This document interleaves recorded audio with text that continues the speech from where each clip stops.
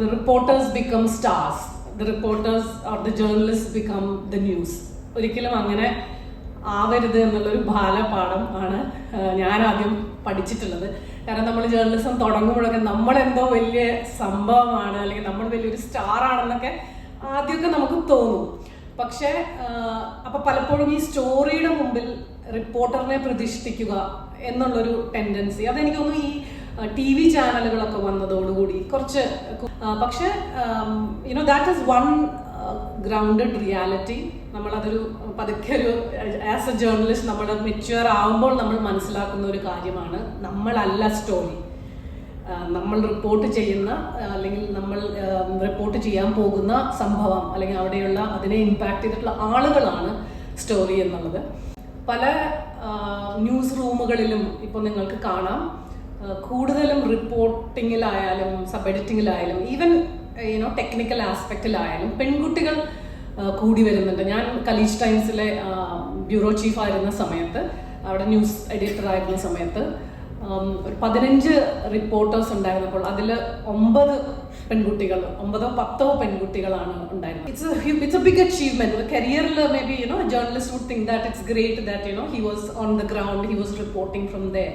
പക്ഷേ safety cannot be compromised. കാരണം ഒരു ജേർണലിസ്റ്റ് ഒരു റിപ്പോർട്ടിങ്ങിന് യുക്രൈനിയൻ ജേർണലിസ്റ്റ് കൊല്ലപ്പെടുകയുണ്ടായി.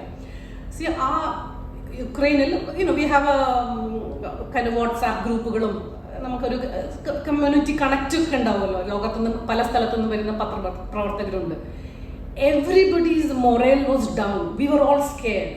കാരണം എന്തോ കാരണവശാൽ അത് ആ കുട്ടി ആയിപ്പോയി. It could have been me, it could have been somebody else, it could have been because there are hundreds of journalists there. അവരുടെ കെയർലെസ്നെസ് കൊണ്ട് പറ്റിയെന്നല്ല ഞാൻ പറയുന്നത്, ഇറ്റ് ക്യാൻ ഹാപ്പൻ. നമ്മൾ എത്രയൊക്കെ ഇതിന്റെ പ്രിക്കോഷൻസോ സേഫ്റ്റി പ്രിക്കോഷൻസോ ഒക്കെ എടുത്താലും അപകടം പറ്റാം. അത് നമ്മൾ മനസ്സിലാക്കിക്കൊണ്ടാണ് ഇങ്ങനെ ഒരു റിപ്പോർട്ടിങ്ങിന് ഇറങ്ങുന്നത്. രണ്ടാമത്, ഇത് ഞാൻ അതിന്റെ ഗ്ലാമറൈസ് ചെയ്തതിനെ കുറിച്ച് പറഞ്ഞു.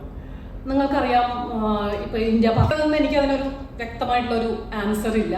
സംഭവമായി kind of ended up taking up assignments.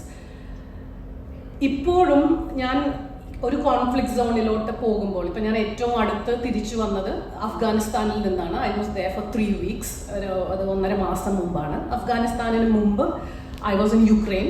Ukraine നിങ്ങൾക്കറിയാം വളരെ ആക്റ്റീവ് ആയിട്ടുള്ളൊരു വാർ സോണാണ്. നമ്മൾ പത്രക്കാരുടെ ഇടയിൽ ഞങ്ങൾ പറയുന്നത് ഇറ്റ്സ് എ മീറ്റ് ഗ്രൈൻഡർ. ഇറച്ചി നുറുക്കുന്ന പോലെയാണ് ആളുകൾ അവിടെ കൊല്ലപ്പെടുന്നത്. അപ്പോൾ നമ്മൾ പോയി കഴിഞ്ഞാൽ തിരിച്ചു വരുമോ എന്ന് പോലും അത്ര ഭയത്തോടു കൂടിയാണ് പല പത്രക്കാരും അവിടെ റിപ്പോർട്ട് ചെയ്യുന്നത്. മറ്റ് മിഡിൽ ഈസ്റ്റിലുള്ള യമൻ, സിറിയ, ഇസ്രയേൽ അങ്ങനെയുള്ള സ്ഥലങ്ങളിലെല്ലാം ഞാൻ റിപ്പോർട്ട് ചെയ്തിട്ടുണ്ട്. അന്നും ഇന്നും ഞാൻ എപ്പോൾ ഒരു അസൈൻമെന്റിന് പോകുമ്പോഴും പത്രക്കാർ തന്നെ, ഇപ്പം എൻ്റെയൊക്കെ ഫീമെയിൽ കൊളീഗ്സ് അല്ലെങ്കിൽ കൂടെയുള്ള കൊളീഗ്സ്, പിന്നെ നമ്മുടെ ഫാമിലി മെമ്പേഴ്സ് ആയാലും അടുത്തുള്ള ആളുകളൊക്കെ എപ്പോഴും ചോദിക്കുന്ന ഒരു ചോദ്യം, പ്രത്യേകിച്ച് ഞാൻ സ്ത്രീ ആയതുകൊണ്ട്, നിങ്ങളുടെ ഭർത്താവ് നിങ്ങളെ എങ്ങനെയാണ് ഇതിനൊക്കെ പോകാൻ സമ്മതിക്കുന്നത് എന്ന്. ആസ് ദോ ഐ നീഡ് സമ്മതം. റൈറ്റ്, നമുക്കാർക്കും സമ്മതം ആവശ്യമില്ല. നമുക്ക് സമ്മതം ആവശ്യമുള്ളത് നമ്മൾ പോകാൻ പോകുന്ന സ്ഥലത്തു നിന്നുള്ള കുറേ there's lot of protocol, paper work, അങ്ങനെയുള്ള സമ്മതങ്ങളൊക്കെയാണ് നമുക്ക് ഏറ്റവും പ്രാധാന്യമായിട്ടുള്ളത്.